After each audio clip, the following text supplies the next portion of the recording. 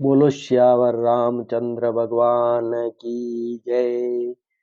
Channel पर श्री रामचरितमानस पूरी upload की जा रही है।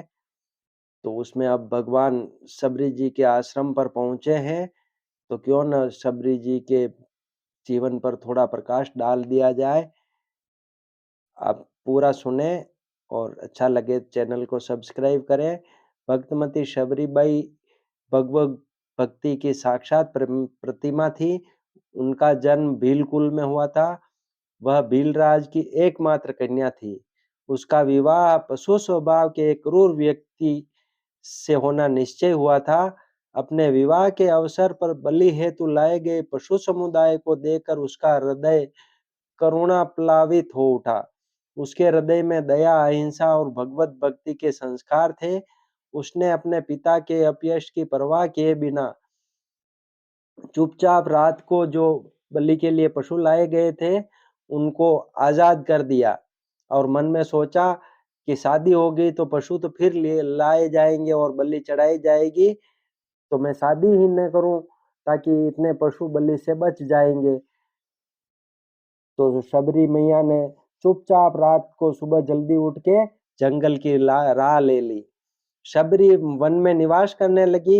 इनके मन में साधु संतों की टहल करने की बड़ी इच्छा थी, पर शरीर नीच जाति का है, साधु संत सेवा स्वीकार नहीं करेंगे।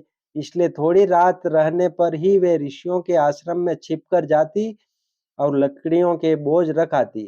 प्रातःकाल शीघ्र ही उठकर सरोवर पर जाने आने के मार्ग को झाड़ बुहार कर उसकी कंकड़ियों को बीन कर अलग डाल देती थी। यह सेवा करते हुए इनको कोई भी नहीं देख पाता था, क्योंकि वह रात को बहुत जल्दी ही कर देते थे।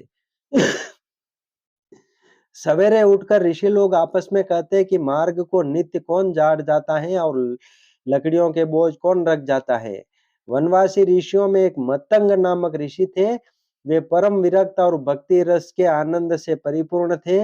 लकड़ियों के बोझ रखे देखकर वे अपने शिष्यों से कहने लगे कि इस तपोवन में ऐसा कौन आ गया जो नित्य चोरी से सेवा करता है। उसे एक दिन पकड़ो। उस संत सेवा प्रेमी भक्त के प्रत्यक्ष दर्शन करना चाहिए। आज्ञा पाकर मतंग जी के शिष्य सावधानी से रात को पहरा देने लगे। जैसे ही सबरी जी ने लकड़ियों का बोझ रखा, वैसे ही शिष्यों ने उन्हें पकड़ लिया। वह बेचारी भय और संकोचवश कांपने लगी और उनके पैरों पर गिर गई। उस भक्तिमय भीलनी को देखते ही मतंग जी की आंखों से आंसुओं की धारा बहने लगी। मतंग जी भगवत भक्ति के प्रभाव को बहुत अच्छी तरह जानते थे। वे सोच विचार कर शिष्यों से बोले कि भक्ति के प्रताप से यह इतनी पवित्र है कि इसके ऊपर कई कोटि ब्राह्मणता न्योछावर कर देनी चाहिए। मतंग जी ने शबरी को आश्रम की एक पर्णकुटी में रहने का स्थान दे दिया और उसके कान में श्री सीताराम मंत्र दिया और कहा, मैं प्रभु की आज्ञा से उनके धाम को जा रहा हूँ। तुम इसी आश्रम में रहकर भजन करो। यही श्री राम जी का दर्शन प्राप्त होगा। इसी में मतंग जी के आशीर्वाद से प्रभु श्री राम अभी अपने जो रामचरितमानस चल रही है उसमें शबरी के आश्रम पर पहुंच गए हैं। आगे का वर्णन अगले वीडियो में आएगा। गुरुदेव श्री मतंग जी के वियोग ने शबरी जी के हृदय को बड़ा कठोर कष्ट दिया। उनसे जीवित नहीं रहा जाता था, पर श्री राम जी के दर्शनों की आशा लगी थी, इसलिए जीवित रही। मुनियों के स्नान मार्ग को थोड़ी रात रहे झाड़ बुहार आती थी। एक दिन विलंब हो गया। स्नान के लिए ऋषि आने जाने लगे। मार्ग संकरा था। कोई ऋषि शबरी जी से किंचित छू गए। तब वे अनेक प्रकार से शबरी जी को डांटने फटकारने लगे। शबरी जी भागकर अपनी कुटी में चली आई। वे ऋषि सोच विचार करके पुनः स्नान करने के लिए गए, क्योंकि उनको यूं लगा कि शबरी नीच जाति की है और उसको हमने छू लिया है, तो वो वापस स्नान करने के लिए गए। सरोवर में प्रवेश करते ही उसका जल अनेक कीड़ों से भरे हुए रुधिर के समान हो गया। इससे ऋषि को एक नया दुख उत्पन्न हो गया। भक्त स्पर्श से अपने को अपवित्र समझने वाले मुनि के अपराध से ही सरोवर का जल अपवित्र हुआ था। पर उस अभागे ने यह रहस्य नहीं जाना, उल्टे ऐसा समझा कि शबरी के स्पर्श जन्य दोष से ही जल दूषित हो गया है। शबरी जी को श्री राम जी की बड़ी भारी चिंता रहती। वे आगमन की प्रतीक्षा में अति व्याकुल रहती, वन से बेर बीन बीन कर लाती, चक्कर देखती, जिस वृक्ष के जो फल मीठे होते उन्हें श्री राम के योग्य समझकर उनके लिए रखती थी। उत्कंठावश अपने प्रभु के आगमन के मार्ग में जाकर उसे स्वच्छ एवं कोमल बनाती एवं सोच करती कि राघवेंद्र सरकार कब आएंगे, कब मेरे नेत्र उनके दर्शन रूपी अमृत का आस्वादन करेंगे। इसी प्रकार प्रभु के आगमन की बाट देखते देखते जब बहुत दिन बीत गए, तब एक दिन अचानक ही श्री राम जी आ गए। उनके सभी शोक मिट गए, परंतु उसे अपने शरीर के नीच कुल में उत्पन्न होने की याद आ गई, इसीलिए वह संकोचवश भागकर कहीं छिप गई।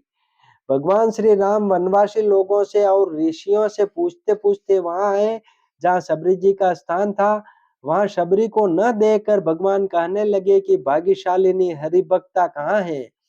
मेरे नेत्र उसके दर्शन रूपी सुधा के प्यासे हैं। स्वयं सरकार मेरे आश्रम में पधारे, यह जानकर शबरी जी भी आश्रम की ओर दौड़ी।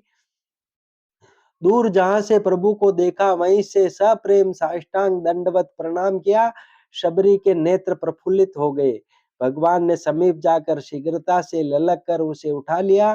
कोमल कर कमल के स्पर्श से तन मन की सब व्यथा दूर हो गई। नेत्रों से आनंद के आंसुओं की झड़ी लग गई। भगवान श्री राम परम सुखी होकर आसन पर विराजे। शबरी जी ने अर्घ्य पाद्य पूर्वक बेर आदि फल अर्पण किए। श्री राम जी ने उन्हें प्रेम से खाकर उनके अद्भुत सुंदर स्वाद की बार बार प्रशंसा की। उधर सभी ऋषि आश्रम में बैठकर सोच विचार कर रहे थे कि सरोवर का जल बिगड़ गया है, उसे शुद्ध करने के लिए यज्ञ याग सर्वतीर्थ जल निक्षेप आदि सब उपाय हमने कर लिए, पर वह शुद्ध नहीं हुआ। अब बताओ वह कैसे सुधरे? सबों ने परस्पर विचार कर निश्चय किया कि वन के मार्ग से श्री रघुनाथ जी आ रहे हैं, यह सुना है। जब वे आए तब हम लोग उनसे कहें कि आप इसका भेद बताइए। इतने में ही उन ऋषियों ने सुना कि श्री राम जी तो शबरी के आश्रम में आकर विराजे हैं। तब सबका ब्राह्मणत्व का अहंकार दूर हो गया और वे कहने लगे कि चलो वहीं चलकर उनके चरणों में प्रणाम करें। वे ऋषिगण शबरी के आश्रम में आकर बोले, प्रभु श्री राम, आप सरोवर के जल को शुद्ध करने का उपाय बताइए। भगवान ने उत्तर दिया कि शबरी के चरणों का स्पर्श करो, उसके बाद सरोवर के जल से इसके चरण स्पर्श कराओ, जल तुरंत पवित्र हो जाएगा। भगवान की आज्ञा से ऋषियों ने ऐसा ही किया। सरोवर का जल अति निर्मल हो गया। भक्ति की ऐसी महिमा देकर ऋषियों के हृदय प्रेम भाव से द्रवित हो गए। महर्षि मतंग की वाणी आज सत्य हो गई थी। भगवान ने उसे नवदा भक्ति का उपदेश दिया। शबरी ने सीता जी के खोज के लिए प्रभु को सुग्रीव से मित्रता करने की सलाह दी और स्वयं को योगाग्नि में भस्म कर सदा के लिए श्री राम के पाद पद्मों में लीन हो गई। बोलो श्यावर रामचंद्र भगवान की जय।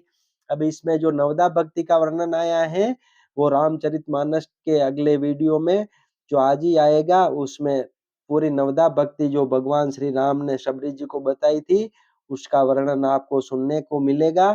वीडियो अच्छा लगे तो आनंद से सुने और चैनल को सब्सक्राइब करें ताकि ऐसे वीडियो हमेशा आपको मिलते रहे। बोलो जय जय सिया राम।